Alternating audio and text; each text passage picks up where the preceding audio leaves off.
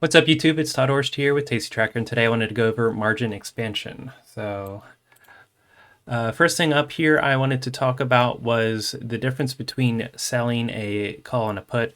I'll get into all of this in a second, so bear with me as I'm on the screen here. But first of all, if we buy a call, we want the stock to go up, right? Well, if you sell a call, you actually want the stock to go down.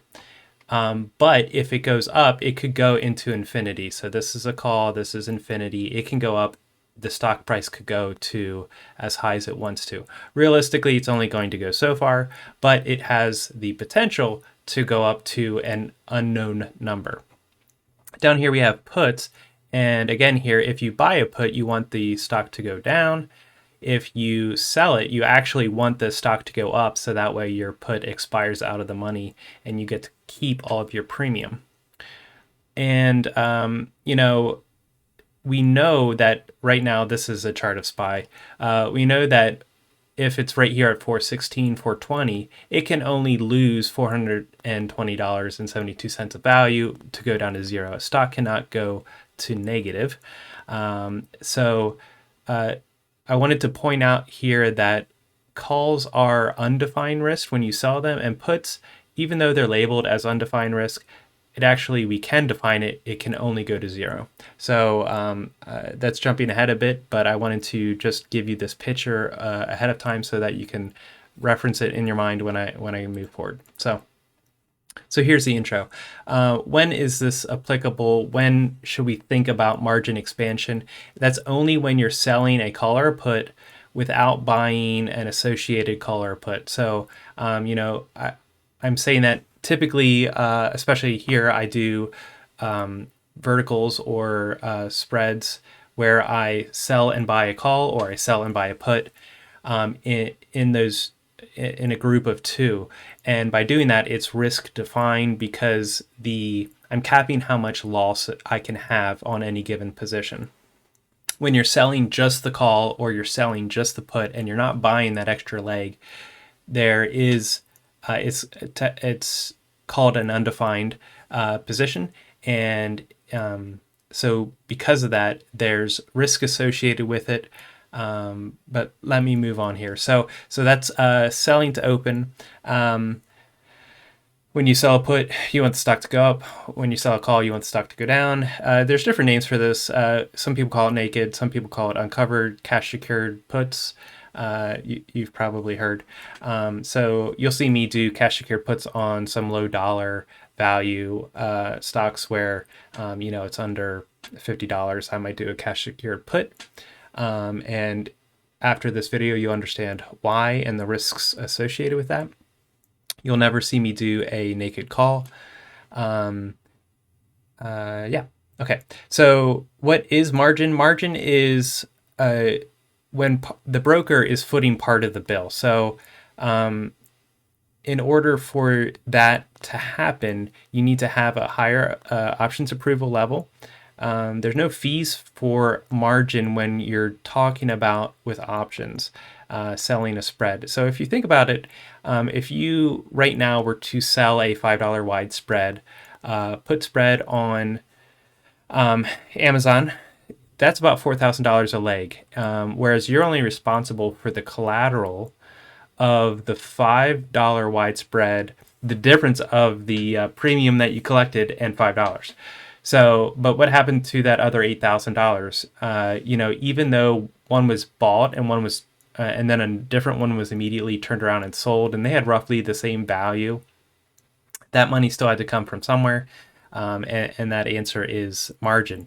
Now, if you're just doing that, there's definitely no fee, and you won't have margin expansion to worry about with that. But I just wanted to mention that you'll need a margin account just to do spreads. Yeah, so that is what margin is when you're essentially borrowing money from your broker to open up a position. Okay, so a margin call is something that you'll hear me talk about occasionally. It does happen to me actually pretty frequently. But it's something that you get used to. It's kind of like exercising an assignment. You get used to it. It's not a big deal when I get margin called. I just know that I either have to close out a position or deposit some funds. Usually I am well aware that it's going to happen ahead of time, so I'm expecting it to happen. But sometimes it does catch you by surprise. But anyway, a margin call is when your account does not have enough free capital to cover the margin requirements from your broker. So your broker will assess your account, the positions you have and come up with some number. And if you do not have enough cash in your account to cover that number, then they'll send you an email that says you need to resolve this by the end of the next business day.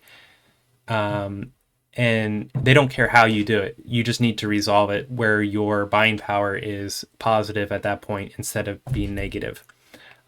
So how do you become positive? Well, you can deposit money. That's the easiest way, obviously, but you don't always have money. So that might involve closing that position that is the offending position that's increasing your margin requirements. So that would be like if you have 5 positions on and one position just goes against you, you know it's that position, and so you can just close that position out if that's your desire, and then your margin requirements would go away, and therefore your margin call would go away. You can alternatively close out some other positions. So say I had 5 positions. 4 of them were good, actually, and 2 were very, very profitable, and just 1 was at the moment losing, but I still had faith in that position. With spreads, you might see me roll out that position, but with a naked put like this, I might close one of my very profitable positions to free up capital to allow my account to not be margin called, and that will give that position that's losing more time to come around and win. Of course, if I think that position is losing and going to lose, then I would just close that position. But there are times when you might want to hold on to that position and close out a different position instead. Broker doesn't care what you do. You just have to have enough money to cover what their requirements are. So the last point here is what I just alluded to. It doesn't mean your position has lost or is a loser. It very, very likely could win. It's just going through a dip at the moment. Maybe they had bad earnings or something like that, and you're expecting the stock to bounce back up again. It definitely could still win. So it has nothing to do with the likelihood of winning. It's just that the price has gone against you far enough that the broker needs more insurance to feel comfortable with the risk that you have outstanding on your account. That's really what it's about. The broker protecting themselves from, imagine if all of their clients went negative in their accounts. Now they're footing the bill. If all of these people default on their account, they can't, find the money to give to the broker, and now the broker's stuck with all this money. So they're protecting their business by doing the margin calls. Okay, so I have a quick warning here that the formulas and the policies might differ across brokers. They will differ across brokers. Each one has a slightly different formula that they use. So I will show you a tool at the end of this that I created. It's using Tastyworks' formula at the moment, but I might add in the future to have other brokers. Okay, so here's a couple misconceptions. Selling a put is undefined risk. I already went over that. It can only go to 0, so you can calculate the max loss. I don't view that as undefined risk. On top of that, you would be getting assigned the shares at the strike that you sold, so you would just have to buy it. So assuming you took ownership of the stock, you would just have to make sure that your account had enough money to buy 100 shares of that stock. Unlike a call where you could, again, potentially owe some unforeseen number. When you're selling a put, you know what the max is. Okay. As soon as net liquidity goes negative, you will be margin called. No. I've run into very, very frequently, I will have a negative balance and sometimes many days in a row, and I won't get margin called. I did contact their support about this, Tastyworks, and they said they didn't know, and I'd have to ask them while it's happening. But as far as they know, as soon as your buying power goes negative, you would get margin called. However, I can 100% say that that is not the case. It might be because it was maybe like less than $100 that they didn't margin call me. They figured that wasn't enough risk. I don't know, but I will follow up on that if I can. If and when it happens again, I'll contact support to get a clear answer on that. So here's another misconception: margin requirements increase as expiration nears. This was one I held. I believed that the closer you got to expiration, as your position, if your position was against you, your margin requirements would increase. That makes sense. That, to me at least, that each day that passes gets closer to my expiration. If I'm likely to be assigned, that the broker would want to make sure I have enough to cover assignment. From my research, the brokers that I've looked at, which admittedly is not a lot, I looked at TD Ameritrade, Tastyworks, and then Interactive Brokers. But none of them seem to include the days to expiration in their formula. It only included the current prices of things. So that's the stock price, your strike price, the premium you collected, the premium that those options are going for, those kinds of things. Typically, the base margin requirement is 20%, at least for Tastyworks, but they can adjust that. So I will get into that also in a second. And then I just wanted to point out that you shouldn't confuse margin when it's talking about options with margin when it's talking about stocks. So with stocks, you can frequently see stock buying power, something along those lines, and it will be double what cash you actually have in your account. So you have $1,000 in your account, and it will say you can buy up to $2,000 worth of stocks. If you do that, you will be borrowing that $1,000 to buy those stocks, and you will have to pay a fee, whether it's interest or something like that, in order to have access to those funds. That's for stocks. For options, there is no fee associated with doing spreads. There's no fee associated with selling a naked put or a call. And in fact,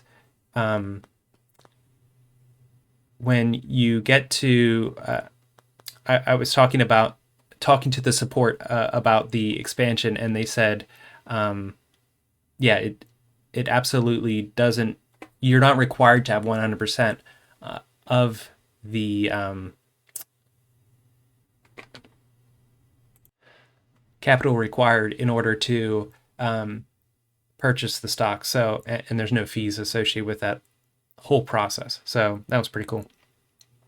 I did want to point out too that the account type does matter. So in an IRA, you will be required to have all of the buying power associated with it held in collateral to open up a short put, and you can't even do a short call. I actually like that because I can't get margin called. I know the risk associated with any trade, and so I'm just plopping all of the money, putting it to the side, and don't have to worry about it. With a margin account, it requires substantially less than an IRA, which in one sense is nice, but that can come back to bite you, and I'll talk about that in a second.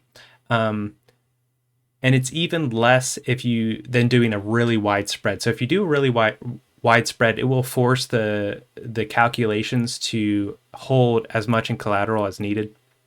But when you're doing a naked put, it's only a percentage of the percentage that you'll have to have as collateral.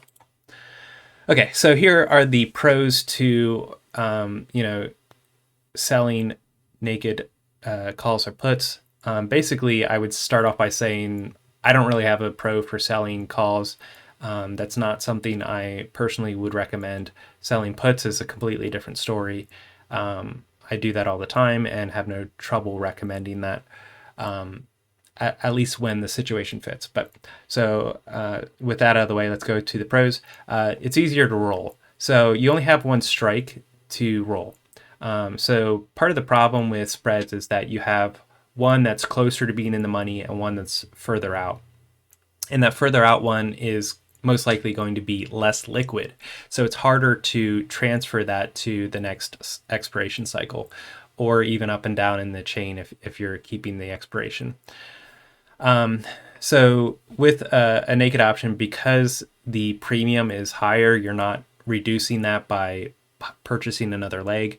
You can actually lower your strike to a safer strike while rolling it out and still collecting the credit. So it's like mind blown. You can never do that basically with a spread. It's hard enough just to get a credit when you're rolling a spread, but to get better strikes and a credit is not going to happen when you're doing spreads. So that is one benefit. Another benefit I have here is better strikes. So you might be okay with the premium from a safer strike, and you aren't wasting money on protection. So what I mean there is just in the option chain, you might select a safer strike than what you would normally if you were doing a spread, to get the premium that you're satisfied with. So obviously, if it's a safer strike, it's more likely to be successful, so your win rate will increase, which obviously is great. Okay, so next one is better liquidity. Again, you're only doing one leg, so that has to do with rolling, but that also has to do with just opening up in general. You should be able to get in and out fills much faster. Greeks are not offset by one another. So when you buy and sell a leg, they offset each other by whatever the distance is. Obviously, the bought leg that you have is going to decrease in value just as close to as much as the sold leg that you want to go to zero is decreasing in value. So ideally, we would do a spread and the bought leg would increase in value and the sold leg would decrease in value. That's not the way it goes. They're both going to decrease if things are going your way. But if you're just having one leg, you'll get to all of the benefits from IV decreasing, theta, time going on. So it's much easier to capitalize on those small movements of the Greeks as opposed to a spread where half of those gains aren't being realized because it's offset by the other leg. Hope that made sense. Okay, so here are some cons.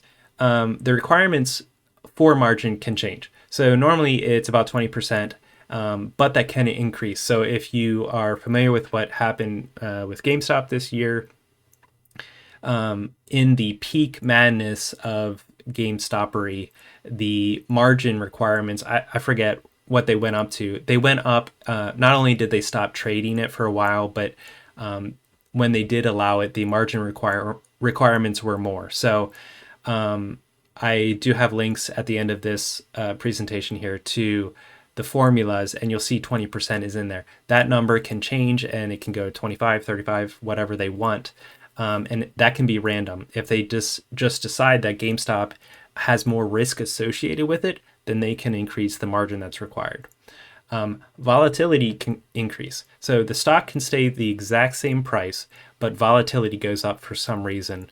That means the short option you have will increase in price, which means you'll be underwater. Say you collected $150 to sell it originally to open it, and now the IV increases. IV is good for opening if you're selling a position. An increase in IV is good if you own a long call or a long put, and you get to benefit from that increase in IV. But while you're holding a short position, you don't want the IV to increase. You want the IV to decrease. So if IV increases and the price goes up, you collected $100, it's now $200 for that same strike. You're underwater $100. That increase in IV will mean that your margin requirements will change. Incidentally, though, if that happens to you, that's an excellent time to roll or double down because you'll be able to benefit from collecting more premium while the IV is higher. But maybe you don't have enough capital to do that. So that was just a side note. So you'll have way worse ROI. So a spread has very good ROI because you're looking to make selling a spread. You're looking to make maybe 33%, risking 66%, kind of those kind of numbers. With an ROI, it's going to be 1, 2, 3% gains. As opposed to 30, 40, 50% gains. So your ROI is way less. But what you exchange for that is a better win rate, which I already talked about or mentioned briefly. But the other thing is dollar-wise, your actual dollar gain that you have on your account can be more, but your ROI be worse. And that seems counterintuitive, but when you add up the increase in win rate and the amount that you're collecting from the get-go, if things go your way, especially your days in a trade will also be less. So all of these things can lead to better gains dollar-wise month over month compared to spreads. So that's one reason.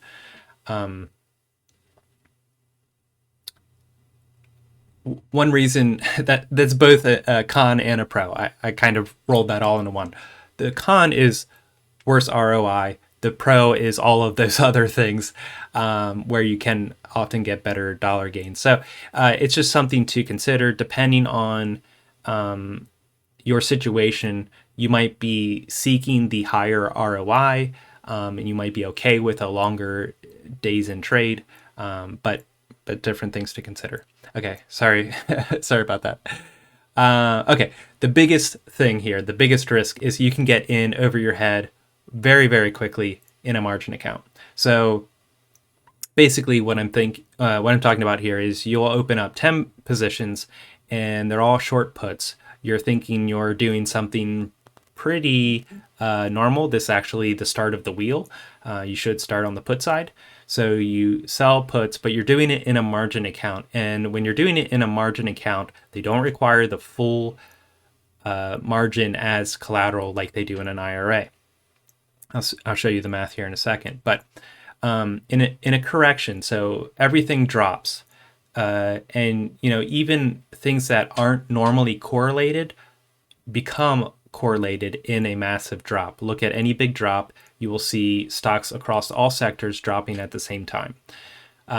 So that means all of your stock positions dropped in value at the same time, which means the margin requirements will increase for all of your positions at the same time. And you'll have to close out of all or some of them at the worst possible time, right? If there's any time you want to weather the storm, it's going to be that time because they're going to be all negative. You're going to be losing on all of those positions. But sure enough, in a week or a month, those positions probably would have turned out to be fine, or at least some of them, but you had to close out of all of them because the margin requirements became too much for you to handle, and you had to close out of your positions. Additionally, during that big drop, IV also increases. So that's like adding insult to injury here. Not only did the price drop, the price went through your strike, but IV also increased, which means the premium increased, which means your margin requirements increased. Okay, so the alternative is to do a very wide spread. All right, wide spread. So this is an alternative because you're buying something that's pretty cheap. So right here I have Apple pulled up. This is around 45 days to expiration, which is the ideal. And normally I would do a $5 wide spread. So I would do something like the 125, 120, and then I'm going to collect the difference here between 233 and 127. So I'm basically collecting $100 on that. But if I go with a very wide spread, then it's mimicking a naked spread, a naked put as best I can, while still sort of getting the best of both worlds. So this time I'm collecting 233, but instead of spending 127 to buy this leg, I'm only spending $5 for the 75 strike. This is worthless. This is a throwaway strike to me. I'm just trying to make this a risk-defined position and not have to deal with margin expansion. So So I'm wasting $5 on this long leg here. Here is the differences in price. So if I have the spread that I have set up here, the reduction is in buying power is 47.71. That might be hard to read. I'm not sure how well you can see that, but $4,771.27. That's for this spread, which is buying the 75, selling the 125 put on Apple for June, which is 49 days to expiration.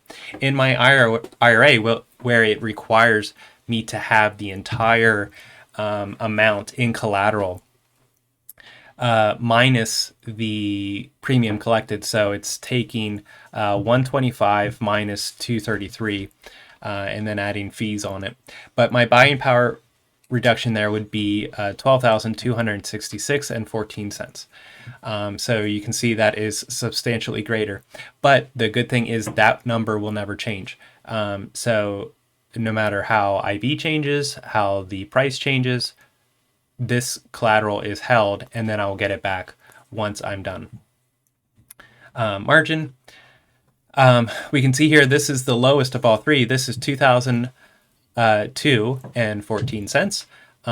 So it's less than half of what the spread would be. So, you're saying, well, why would I want to do the spread when margin takes less buying power? Well, because this number here also will not change because I have, because it's risk defined.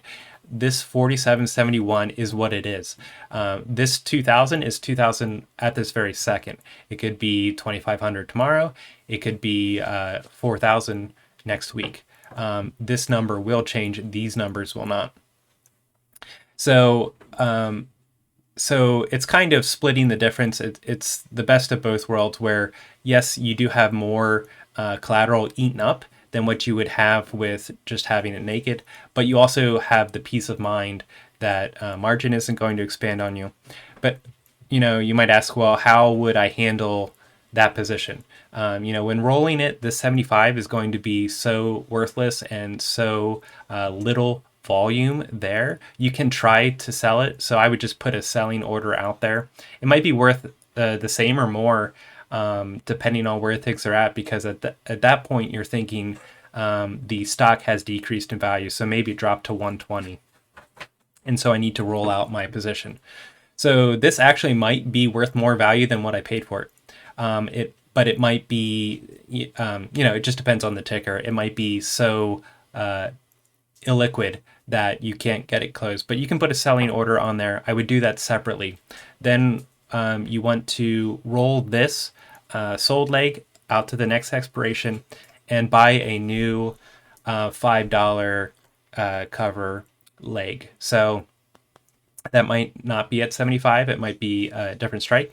But doing so, you might be able to, my dog just turned the heater on.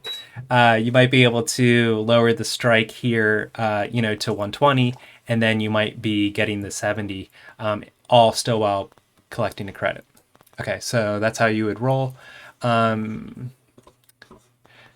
Yeah. And the last part here is the Greeks are so in your favor here because these are so far apart. The effective theta is here, so there is some canceling out, but it's not near like it would be if you were doing the 125, 120. It's almost going to be not perceivable. You won't be able to perceive the difference if you compared to not having the 75. It's going to behave almost like a naked put. So that would be my recommendation, that you just do a very wide, and then from that point on, if you decided, hey, I want to take shares, I want to actually get assigned, so maybe it does drop to 120. I'm okay at purchasing at 125.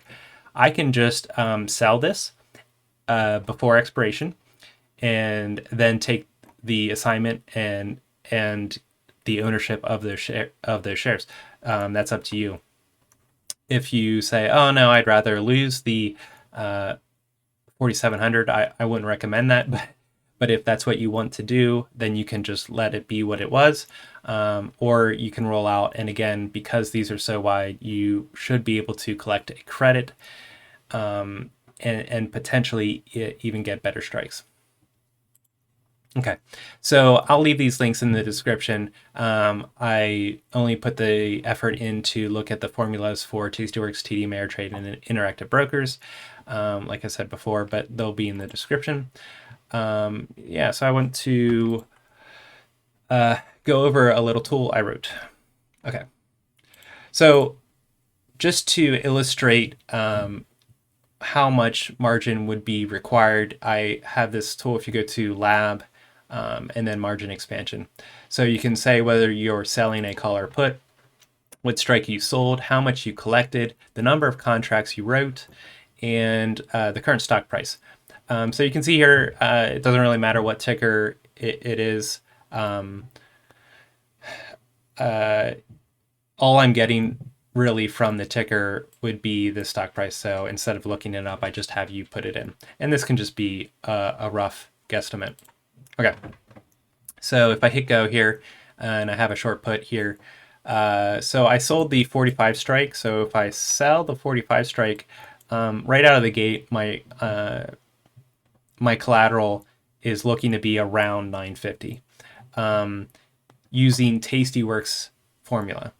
If it jumps up here the whole way to $50, 51 to be exact. So only $5 up from the strike that I sold, and look at the current stock price, it's already 47.5. At that point, I get to the minimum amount I'll need to hold in reserve for Tastyworks, which is $500 in this instance. Now, if we come down in price, so we sold the 45 and now we're coming down to 35, my margin went from 950 the whole way up to 1750, and then obviously so on and so forth. And the max here would be $45 dollars for the strike that we sold times the 100 shares that we have, and so the max that it would take to take ownership of this example here would be $4,500, but you can say that I collected $50 of premium. So really, I only need, not that, 45 minus 50. So really, you can say, well, I only need 44.50 in my account in order to buy that, because the 50 I collected gets taken off the top there. Anyway, yeah, so let me know if this video helped at all with margin expansion or understanding margin. If you still have questions, let me know, and I can try to answer questions or maybe remake this video with more information. But that's it for today, and thank you. Have a good one.